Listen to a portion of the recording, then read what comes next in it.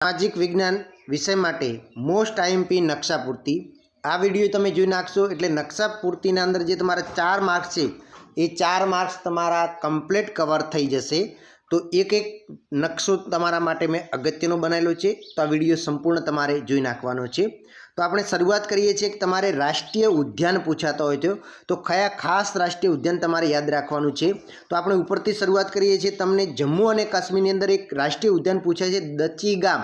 तो दची गाम पूछाय तो अहींया तमारे जम्मू अने काश्मीरनी अंदर बतावी देवानुं छे। उपरनी भागमां याद राखजो कयुं दची गाम। पछी एक पूछाय छे काजीरंगा। तो काजीरंगा छे ए असम राज्योनी अंदर वच्चोवच्च बतावी देवानुं छे। काजीरंगा राष्ट्रीय उद्यान पूछाय तो याद राखजो क्यां आगळ बताववानुं छे असम राज्यनी अंदर, बराबर। एना पछी रणथंभोर। तो रणथंभोर राष्ट्रीय उद्यान पूछाय तो राजस्थाननी अंदर वच्चोवच्च तमारे बतावी देवानुं छे रणथंभोर राष्ट्रीय उद्यान। एना पछी कान्हा राष्ट्रीय उद्यान पूछाय तो मध्य प्रदेशनी अंदर नीचेना भागनी अंदर तमारे कान्हा राष्ट्रीय उद्यान बतावी देवानुं छे, याद राखजो।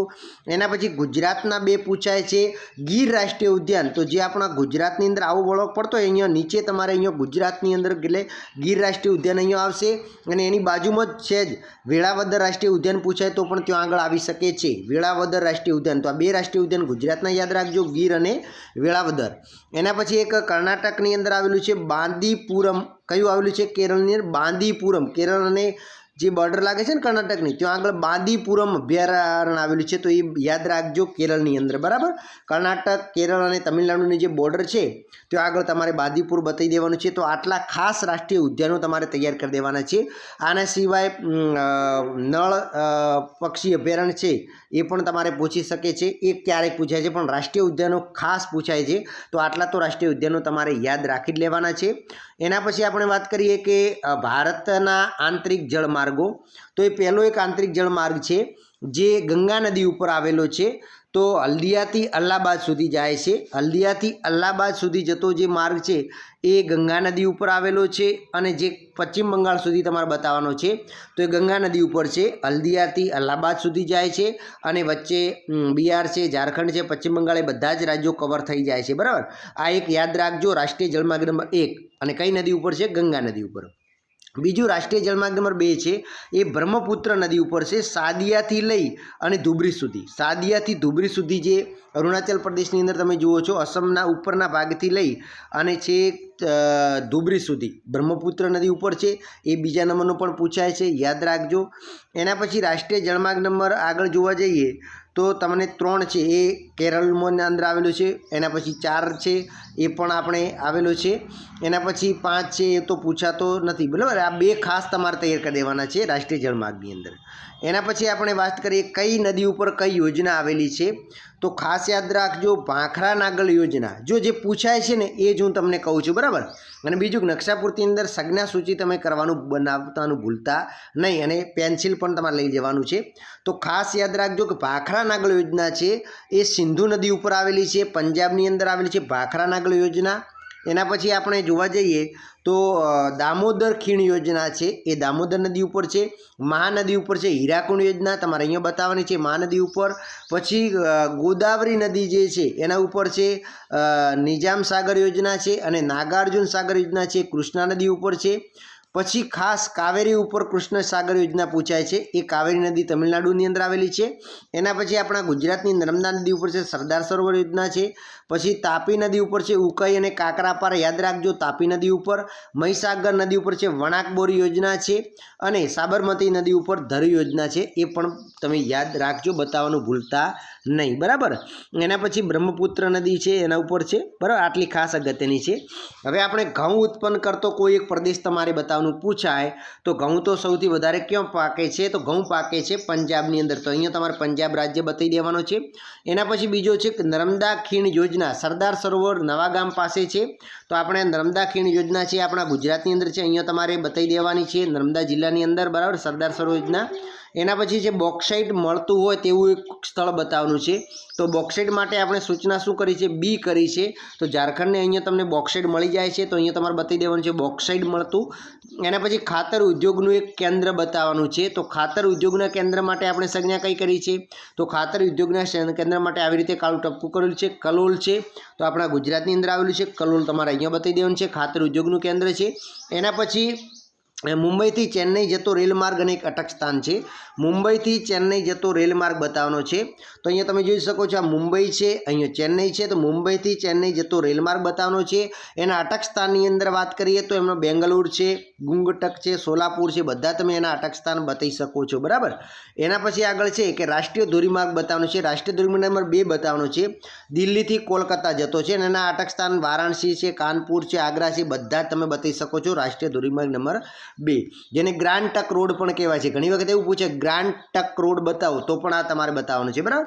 એના પછી હવે આગળ જોઈએ કે તમાકુનું ઉત્પન્ન કરતો એક પ્રદેશ બતાવવાનો છે. તો તમાકુ માટે આપણે એક્સની સંજ્ઞા કરી છે. તો અહીંયા તમે ચરોતર પ્રદેશ તમાકુ માટે બતાવી શકો છો. પછી ચા ઉત્પન્ન કરતો અસમની અંદર બતાવવાનો છે. ચા ઉત્પન્ન કરતો પ્રદેશ છે. પછી યોજના છે તો મહાનદી ઉપર આવેલી છે હીરાકુંડ યોજના, અહીંયા તમારે બતાવવાની છે. એના પછી કોલકાતા શણ ઉદ્યોગનું કેન્દ્ર, તો શણ ઉદ્યોગનું કેન્દ્ર કોલકાતા અહીંયા પશ્ચિમ બંગાળમાં બતાવવાનું છે. એના પછી તમે જોઈ શકો છો કે રેલ માર્ગ બતાવવાનો છે. તો કયો રેલ માર્ગ પૂછ્યો છે? તો યાદ રાખજો, મુંબઈથી દિલ્હી તથા જમ્મુ જતો રેલ માર્ગ બતાવવાનો છે. તો મુંબઈથી દિલ્હી, તો મુંબઈ થઈ અને આપણે દિલ્હીમાં જવાનું છે ને દિલ્હીથી જમ્મુ જતો રેલ માર્ગ છે. એના અટક સ્થાન તમે રાજસ્થાનની અંદર કોટા છે, રતલામ છે, ગુજરાતનું વડોદરા છે, બધા તમે અટક સ્થાન એના બતાવી શકો છો. બરાબર. તો આટલું આ નકશા પૂર્તિ હતી. હવે એના પછી આપણે એક વળી નકશો લઈ લઈએ કે સુતરવ કાપડનું મુખ્ય કેન્દ્ર અને કયું છે. સુતરવ કાપડનું મુખ્ય કેન્દ્ર કયું છે? તો સુતરવ કાપડનું મુખ્ય કેન્દ્ર આપણે મુંબઈ બતાવવાનું છે, એ મહાનગર છે. બરાબર. એના પછી અમદાવાદ પણ તમે બતાવી શકો છો. એના પછી આગળ જોવા જઈએ તો કે શેરડી ઉત્પન્ન કરતો એક પ્રદેશ, શેરડી ઉત્પન્ન કરતો પ્રદેશ કયો છે? તો શેરડી ઉત્પન્ન કરતો પ્રદેશ તમે મહારાષ્ટ્ર બતાવી શકો છો, એકદમ વધારે શેરડી ઉત્પાદન થાય છે.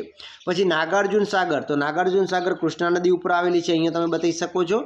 એના પછી છે રેલ માર્ગ બતાવવાનો છે. તો દિલ્હીથી કોલકાતા જતો રેલ માર્ગ છે, દિલ્હીથી કોલકાતા જતો એ રાષ્ટ્રીય ધોરીમાર્ગ નંબર 2 છે, એની સાથે જ ચાલે છે. પછી લોખંડ મળતું એવું એક સ્થળ બતાવવાનું છે. લોખંડ મળતું હોય એવું સ્થળ બતાવવાનું છે. તો લોખંડ સૌથી વધારે ક્યાં મળી આવે છે? તો લોખંડ મળતું હોય એવું સ્થળ બતાવવાનું છે. તો સૌથી વધારે લોખંડ ક્યાં મળી આવે છે? તો ઝારખંડની અંદર મળી આવે છે. એના પછી આપણે આગળ જોવાનું છે તો એક બીજો નકશો જોઈ નાખીએ. આ ખાસ આઈએમપી નકશા છે. ડાંગર ઉત્પન્ન કરતો એક પ્રદેશ. હવે ડાંગરનું સૌથી વધારે ઉત્પાદન કયો થાય છે?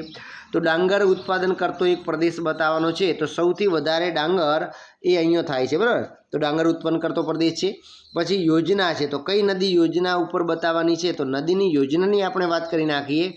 તો ખાસ યાદ રાખજો કઈ યોજના છે? દામોદર ખીણ યોજના છે. તો એ દામોદર નદી ઉપર આવેલી છે, બતાવી દેવાની છે.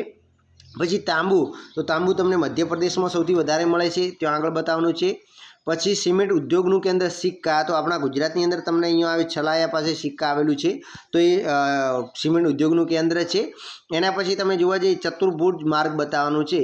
તો સ્વર્ણિમ ચતુર્ભુજ જે માર્ગ છે, સ્વર્ણિમ ચતુર્ભુજ માર્ગ છે, એ ભારતના 4 મહાનગરોને જોડતો માર્ગ છે.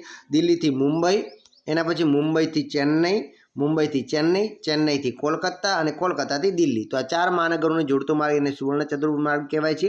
એના પછી સતલુજ નદી ઉપર આવેલી છે ભાખરા નાગલ યોજના અહીંયા બતાવવાની છે. પછી તમે જોઈ શકો છો મગફળી ઉત્પાદન કરતો, મગફળી આપણા ગુજરાતમાં સૌથી વધારે થાય છે, બતાવી દેવાનું છે. એના પછી યોજના છે. તો કઈ નદી પરની યોજના છે? ભાખરા નાગલ યોજના આવી ગઈ. કપાસ ઉત્પાદન કરતો પ્રદેશ છે. તો કપાસ માટે આપણે કેમ આપ્યું છે? તો અહીંયા મહારાષ્ટ્રની અંદર તમે કપાસ ઉત્પાદન કરતો પ્રદેશ બતાવી શકો છો. એના પછી ખાંડ ઉદ્યોગનું કેન્દ્ર ગોરખપુર છે, તો ઉત્તર પ્રદેશની અંદર આવેલું છે, ગોરખપુર તમારે બતાવવાનું છે. એના પછી તમે જોઈ શકો છો કે રેલ માર્ગ છે. તો રેલ માર્ગ કયો છે? તો મુંબઈથી કન્યાકુમારી જતો રેલ માર્ગ છે, બોર્ડર ઉપર તમારે બતાવવાનું છે. એના પછી આગળ જોઈએ એક શણ ઉત્પન્ન કરતો પ્રદેશ. તો શણ ઉત્પન્ન કરતો પ્રદેશ ખાસ તમારે અહીંયા બતાવી દેવાનું છે. પશ્ચિમ બંગાળની બાજુમાં, ઝારખંડની બાજુમાં બતાવી દેવાનું છે, એટલે કે ઝારખંડ ચાલે. પછી ખનિજ તેલ મળતું હોય મુંબઈ, તો અહીંયા તમારે ખનિજ તેલ મુંબઈ, બોમ્બે અહીંથી મળે છે. જમશેદપુર લોખંડ પોલાદનું કેન્દ્ર તમારે ઝારખંડની અંદર બતાવી દેવાનું છે, જમશેદપુર. એના પછી તમે જો રેશમ કાપડ, તો વારાણસી, રેશમ કાપડ માટે વારાણસી જાણીતું છે, બતાવી દેવાનું છે. એના પછી આટલા અગત્યના નકશા હતા, તો ખાસ આ તમે તૈયાર કરી દેજો. અને ગુજરાતમાંથી પસાર થતો રાષ્ટ્રીય ધોરીમાર્ગ દિલ્હી છે, ઉદયપુર છે, અમદાવાદ અને મુંબઈ આવે છે. રાષ્ટ્રીય ધોરીમાર્ગ છે 8, નવો ક્રમાંક જોવા જઈએ તો એનો 48 ક્રમાંક છે, એ યાદ રાખજો. અને જમ્મુ કાશ્મીરથી વારાણસીવાળો 44 નંબરનો છે, એ મોટો છે. બરાબર. તો આઈ હોપ કે તમને આ વિડીયો ઉપયોગી થશે. ફરી મળીશું નવા વિડીયો સાથે.